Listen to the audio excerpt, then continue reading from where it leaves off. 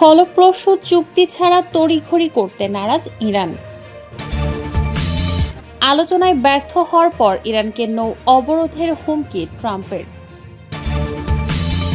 যুদ্ধ করে যা নিতে পারেনি আলোচনায় তাই চেয়েছে যুক্তরাষ্ট্র, বলল ইরান। সর্বশেষে জানাবো, হরমুজে যুদ্ধজাহাজ মোতায়েনের দাবি যুক্তরাষ্ট্রের। শিরোনাম শুনলেন, এবারে বিস্তারিত। ফলপ্রসূ চুক্তি ছাড়া তড়িঘড়ি করতে নারাজ ইরান। ইসলামাবাদে অনুষ্ঠিত ম্যারাথন শান্তি আলোচনায় ইরান অত্যন্ত যুক্তিসঙ্গত এবং বাস্তবসম্মত প্রস্তাব পেশ করেছে বলে দাবি করেছে তেহরানের একটি নির্ভরযোগ্য সূত্র। রোববার সকালে আলোচনা শেষ হওয়ার পর ইরানের তাসনিম নিউজ এজেন্সিকে দেয়া এক সাক্ষাৎকারে ওই সূত্রটি জানায়, একটি পৌঁছানোর জন্য এখন বল পুরোপুরি যুক্তরাষ্ট্রের কোর্টে রয়েছে এবং ওয়াশিংটনকে বাস্তবতার নিরিখে বিষয়গুলো বিবেচনা করতে হবে। সূত্রটি আরও স্পষ্ট করে দিয়েছে, ইরান কোনো অবস্থাতেই তড়িঘড়ি করে কোনো চুক্তিতে সই করতে আগ্রহী নয় এবং জাতীয় স্বার্থ বিসর্জন দিয়ে কোনো সমঝোতা সম্ভব নয়। হরমুজ প্রণালীর পরিস্থিতি নিয়ে সতর্ক বার্তা দিয়ে বলা হয়েছে, যুক্তরাষ্ট্র একটি সম্মানজনক চুক্তিতে না আসা পর্যন্ত এই কৌশলগত পানি সীমায় পরিস্থিতির কোনো পরিবর্তন হবে না। আলোচনায় ব্যর্থ হওয়ার পর ইরানকে নৌ অবরোধের হুমকি ট্রাম্পের। ইসলামাবাদে যুক্তরাষ্ট্র ও ইরানের মধ্যকার শান্তি আলোচনা কোনো চুক্তি ছাড়াই শেষ হওয়ার পর ইরানের ওপর নৌ অবরোধ আরোপের প্রচ্ছন্ন হুমকি দিয়েছেন মার্কিন প্রেসিডেন্ট ডোনাল্ড ট্রাম্প। রোববার 12 এপ্রিল ট্রাম্প তার নিজস্ব সোশ্যাল মিডিয়া প্ল্যাটফর্ম ট্রুথ সোশ্যালে একটি পোস্ট শেয়ার করেছেন, যেখানে ইঙ্গিত দেওয়া হয়েছে যে ইরান যদি যুক্তরাষ্ট্রের দেওয়া শর্তগুলো মেনে না নেয় তবে দেশটির বিরুদ্ধে কঠোর নৌ অবরোধ কার্যকর করা হতে পারে। আলোচনার টেবিলে কোনো সমঝোতা না আসায় ওয়াশিংটনে এখন তেহরানের ওপর চরম অর্থনৈতিক ও সামরিক চাপ তৈরির কৌশল অবলম্বন করছে বলে ধারণা করা হচ্ছে। ট্রাম্পের শেয়ার করা ওই নিবন্ধে যুক্তি দেওয়া হয়েছে, ইরানের ওপর নৌ অবরোধ আরোপ করা হলে তা দেশটির ভঙ্গুর অর্থনীতিকে পুরোপুরি বিপর্যস্ত করে তুলবে। বিশেষ করে ইরান থেকে তেল রপ্তানি বন্ধ হয়ে গেলে দেশটির আয়ের প্রধান উৎস বন্ধ হয়ে যাবে।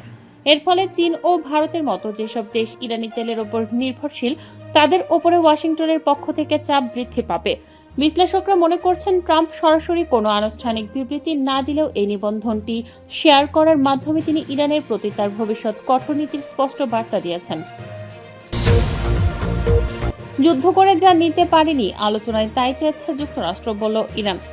ইসলামাবাদে দীর্ঘ 21 ঘণ্টার রুদ্ধশ্বাস আলোচনার পর কোনো ধরনের চুক্তিতে পৌঁছাতে ব্যর্থ হয়েছে যুক্তরাষ্ট্র ও ইরান। চরম উত্তেজনা প্রশমনের লক্ষ্যে আয়োজিত এই বৈঠকটি কোনো সমঝোতা ছাড়াই শেষ হওয়ায় দুই দেশের প্রতিনিধিরা নিজ নিজ দেশে ফিরে যাচ্ছেন। আলোচনা ব্যর্থ হওয়ার পর ইরানের প্রতিনিধি দলের পক্ষ থেকে এখন আনুষ্ঠানিকভাবে কিছু জানানো না হলেও দেশটির সংবাদ মাধ্যম ফার্স নিউজ তাদের এক প্রতিবেদনে এর কারণ ব্যাখ্যা করেছে। ইরানি প্রতিনিধি দলের একটি সূত্রের বরাত দিয়ে ফার্স নিউজ জানিয়েছে, মূলত হরমুজ প্রণালী এবং ইরানের পরমাণু প্রকল্পের মতো স্পর্শকাতর ইস্যুগুলোতে দুই পক্ষের বড় ধরনের মতপার্থক্যই এই ব্যর্থতার প্রধান কারণ। ইরানি সূত্রটি দাবি করেছে, হরমুজ প্রণালী এবং ইরানের শান্তিপূর্ণ পরমাণু প্রকল্পের বিষয়ে যুক্তরাষ্ট্রের অযৌক্তিক ও উচ্চাকাঙ্ক্ষী শর্তাবলী এই আলোচনার সফলতার পথে বাধা হয়ে দাঁড়িয়েছে। তারা যুদ্ধের ময়দানে হরমুজে যুদ্ধজাহাজ মোতায়েনের দাবি যুক্তরাষ্ট্রের। যুক্তরাষ্ট্রের কেন্দ্রীয় কমান্ডো জানিয়েছে, ইরানে পেতে রাখা সমুদ্রের মাইন অপসারণের কাজ শুরু করতে মার্কিন নৌবাহিনীর দুটি যুদ্ধজাহাজ হরমুজ প্রণালী অতিক্রম করেছে।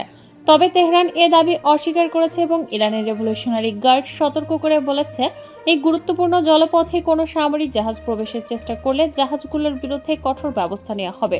ইরানের সঙ্গে যুক্তরাষ্ট্র ইসরায়েল যুদ্ধ শুরুর পর এই প্রথম এমন অভিযানের ঘোষণা এলো।